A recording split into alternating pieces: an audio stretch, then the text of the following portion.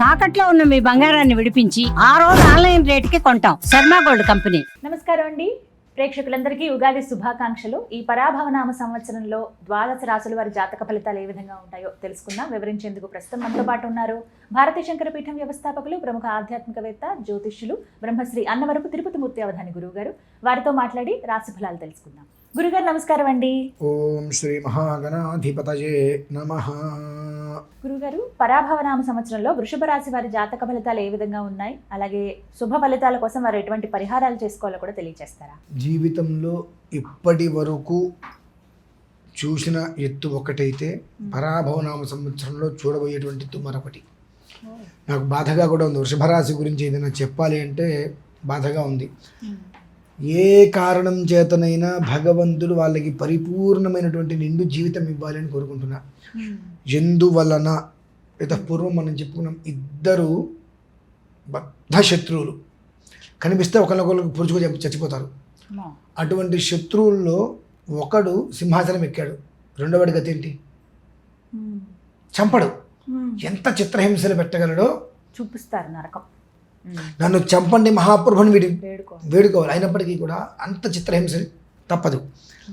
ఎందుకంటే చేసినటువంటి కర్మకి ఏదో ఒకరోజు రుణం తీర్చుకోవాల్సిన పరిస్థితి వస్తుంది. అంటే కర్మ ప్రారంధాన్ని పరిపూర్ణంగా అనుభవించవలసిన పరిస్థితి వస్తుంది.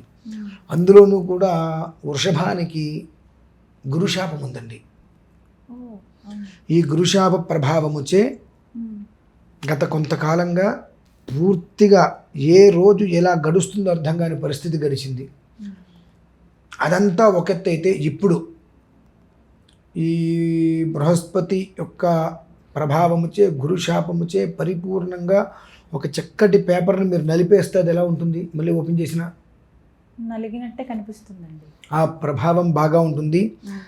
వీరికి అహంకారం అనేటువంటిది తోబుట్టువులాగా ఉంటాయి. అజ్ఞానం, అహంకారం. కూర్చున్నటువంటి కొమ్మని నరుక్కోవటం అంటారు, చూశారా అండి? ఆ స్థితి వీళ్ళకి వచ్చి మనం ఎవరి గురించి అయితే ఎక్కువగా ఆలోచన చేస్తామో వాళ్ళు మనం నట్టింటి వదిలేసి వెళ్ళిపోతారు. ఖచ్చితంగా నిర్దాక్షిణ్యంగా మా అంతటి వాళ్ళు లేరు అనేటువంటి స్థితి నెత్తిమీదికి ఎక్కి దాని ప్రభావం గురుశాపం వల్ల రేపొద్దున గతి జట్ల అనేటువంటి స్థితికి వాళ్ళు దిగజారే స్టేజీ ఉంది. కుటుంబమునందు దంపతులలో అన్యోన్యత లోపిస్తుంది. కేవలం అందులోనూ కూడా వృషభరాశికి సంబంధించినటువంటి దాంట్లో రోహిణీ నక్షత్రంలో స్త్రీకు ఉండేటువంటి ఒక అవలక్షణాల వల్ల, అహంకారము వల్ల ఏం మాట్లాడుతున్నామో అనేటువంటిది తెలుసుకోలేక అజ్ఞానం ఆవహించి ఏది పడితే అది మాట్లాడుతూ నేను మాట్లాడిందే కరెక్టు, అదే మాట ఎదుటివాడు మాట్లాడితే తట్టుకోలేకపోతారు. దీని ప్రభావముచే సుఖంగా ఉన్నటువంటి ఒక కుటుంబం నీరు కారిపోయే ప్రమాదం ఉందమ్మా. రోహిణీ నక్షత్రంలో జన్మించినటువంటి స్త్రీలకైతే నేను ఒకటే మాట చెప్తున్నాను, మీ జీవితం మీకు కావాలి అనుకున్నట్లయితే భర్త దగ్గర తప్పితే ఇంకెవరి దగ్గర తలంచుతారు? కర్మ ప్రారంభం ఏంటంటే భర్త దగ్గర మినహాయిస్తే ప్రతి ఒక్కరి దగ్గర తలంచుతారు వీళ్ళు. అంటే వీళ్ళకి ఏంటంటే ప్రత్యక్షే ప్రియవక్తారం పరోక్షే కార్యనాశనం అనేటువంటి దాన్ని రివర్స్లో వింటారు. నేను ఒక మనిషిని కనుక తిడితే నన్ను తిడతాడా అంటారు. ఒక మనిషి కనుక వచ్చి పొగిడితే నేను పొగిడితే నన్ను పొగిడాడు కాబట్టి నా మంచి కోరుతున్నాడు అనుకుంటారు. నిన్ను తిట్టినవాడు నీ శ్రేయస్సును కోరుతున్నాడు, నిన్ను పొగిడినవాడు నీ నాశనాన్ని కోరుతున్నాడు. ఈ చిన్న లాజిక్ను అర్థం చేసుకోలేక మొగుడైనా ఒక మాట అంటే నువ్వు నన్ను అంటావు వెళ్ళిపోయి బయట వాడేవారు వచ్చి పొగిడితే నువ్వు కాబట్టి నన్ను పొగిడావు, మా ఆయనైతే నన్ను తిడతాడండి అనేటువంటి ఒక తత్వం వచ్చి అహంకారంతో కుటుంబాన్ని పూర్తిగా కూడా రోడ్డుకి ఈడ్చుకొని వీళ్ళు చేసినటువంటి అపరాధాలకు అనేక రకాలుగా ఆ గురుశాప ప్రభావాలు, మీరు పితృశాపం వినుంటారు, స్త్రీ శాపం వినుంటారు. ఆ గురుశాపం అనేటువంటిది అంత తొందరగా ఎవరు వినరు.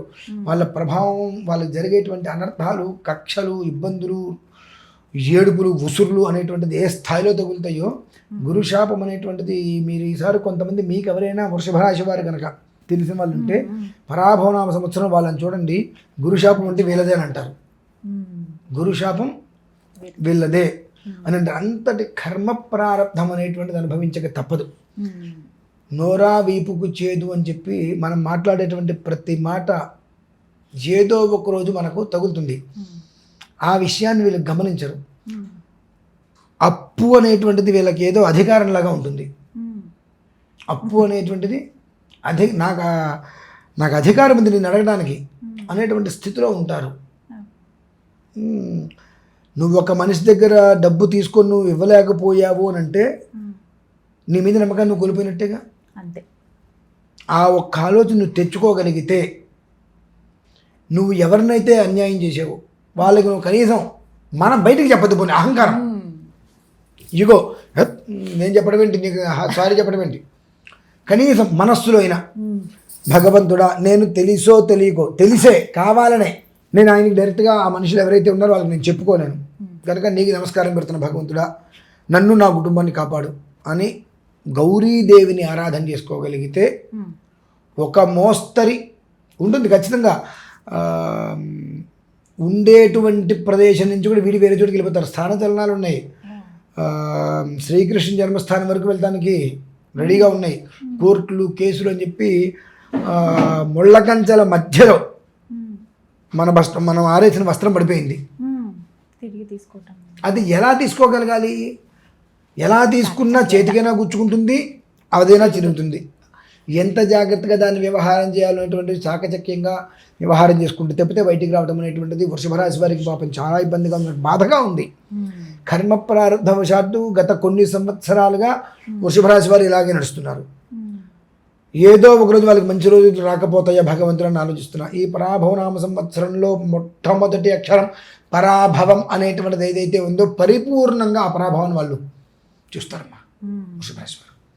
నేనైతే ఒకటే కోరుకుంటా, భగవంతుని గౌరీదేవి ఆరాధన ఇంకా కుదిరితే చక్కగా వాళ్ళ కర్మ తొలగిపోయేటువంటి యోగం ఉందా లేదా అనేటువంటి విషయాన్ని ఒక్కసారి పూర్తి జాతకాన్ని పరిశీలింప చేసుకొని లగ్నం ఏంటి, రాశి ఏంటి, దశ ఏంటి, అంతర్దశ ఏంటి.